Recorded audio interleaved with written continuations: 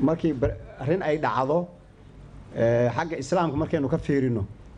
dhowr tallaabo baynu fiirinaynaa marka hore inagu muslim ayaynu nahay waxyaabaha dhacaya ama ahdaastana yani wax iska dhaca ma jiro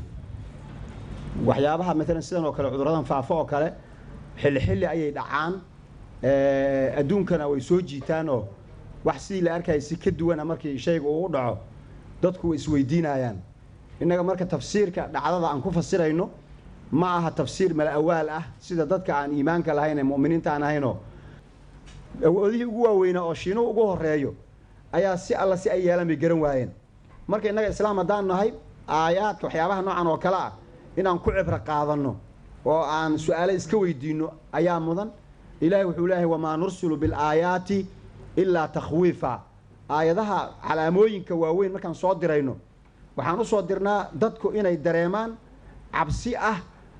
adduunkan iskama socdee ilaahay khaaliq ah ayaa maamulo oo ka dambeeya awoodoodii iyo wixii ayagu ay yaqaaneen ee muuqaalka ahna waa la caajis gelinayaa oo waxba ma u qabanayo marka barta dhinacaas inaan ka fiirino oo waxaan u yahay imtixaan wala nudiqannahum min al'adab al-adna duna al-'adab al-akbar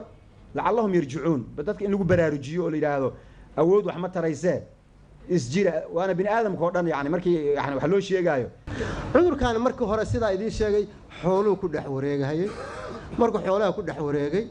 oo iskaga dhex jiray dadkiibu isbedela ku yimid isbedel wuxuu helay awood uu marka dadka ugu gudbi karo dadka markuu u soo gudbay waxa uu helay awood kale oo ah inuu dadka ayagu isku gudbi karaan ogow waqti bay qaadatay flu virusku inuu saas sameeyo waqti dheer ay qaadatay waliba H5N1 iyo waqti bay ku qaadatay laakiin kan waa u jeedaa bilowgiisa wuxuu bilaabay inuu dadku soo koobo laakiin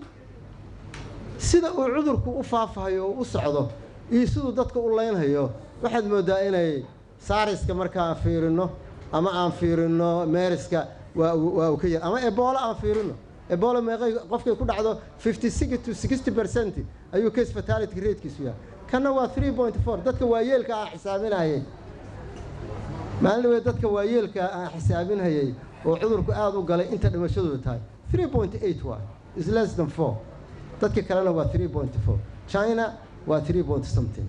waxaan rajaynayaa insha Allah taala in laga faa'iideysan doono aan gaarsiin doono ummadda sidoo kale waxaan rabaa inaan u mahad celiyo madaxda runtii qiimaha badan oo soo ajiibtay dacwadeena oo hogaaminayo tiimka wasaaradda caafimaadka oo hogaaminayo wasiirka ku-xigeenka caafimaadka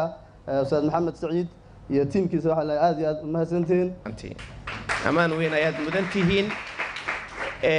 ururada iyo jaamacadahana hawlihii laga filayay maanta run ahaantii bilow ayay tahay jaamacadda Somali maxaan raahday International University-na waan ku bogaadinaynaa in jaamacadaha kale ay ku daydaan waxaan idin leenahay run ahaantii waa dagaal anagoo dhan noo wada yaala marka waa inaan u wada diyaar garownaa waa waajibna wada saaran run ahaantii ku dhiirigelinaya inaa wax qabatayna aad dareemaysaa markaad aragtid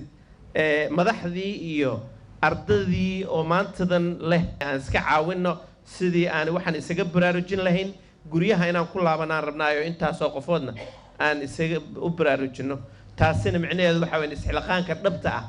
ayaa jaamacadda iyo ardadeeda ka muuqda